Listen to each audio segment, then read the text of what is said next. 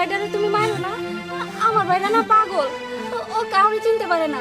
রাস্তাঘাটে যারে দেখে তারই কাপড় ধরে টানাটানি করে। এই কারণেই তো আমার বাইন্দা রাখছি।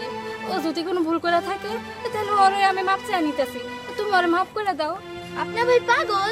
তাহলে রাস্তাঘাটে বের করছেন কেন? ঘরে বাইন্দা যেতে পারলেন না? আজব তো।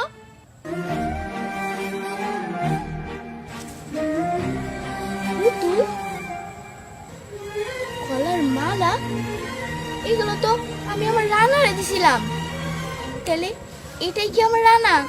আমার পুতুল, আমার নীলিমার দিতে কর, আমার নীলিমা, আমার নীলিমা।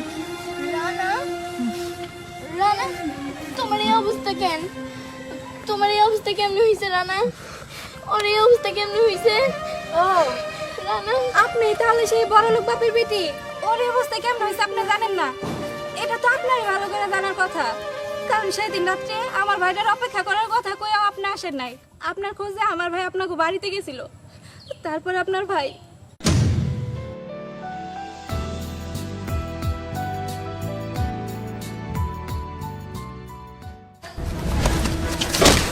তুই তোর না কইছি এবার দেখছরা তুই আমার জানাইছ তুই, হ্যাঁ? তুই আমার বোনের কাছে জানাইছ।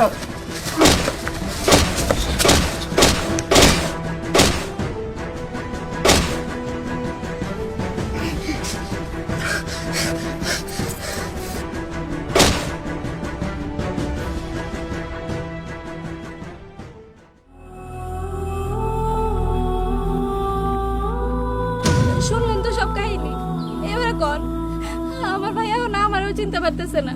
নীলিমা, তোমার আমার কাছে নিয়ে গেছিল কেন? তুমি কোনো চিন্তা করো না, আমি তোমারে অন্য কারো কাছে যাইতে দিব না। তুমি সবসময় আমার কাছেই থাকবা। আপনারা তো আমার ভাই ভালোই বাসছিল, কি দোষ আছিল আমার ভাইয়ের? হ্যাঁ, কেন আমার ভাইটার পাগল বানিয়ে চালেন শেষে? আমরা গরিব বলে কি আমরা ভালোবাসতে পারি না? আপনি আমার ভাইটার এইভাবে কষ্ট না দিলেও পারতেন।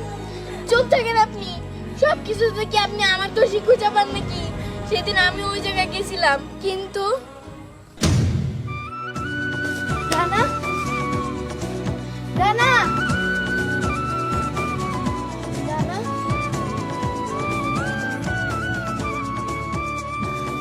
রানার না কত আগে আসার কথা ছিল, ও এখন আসে নাই।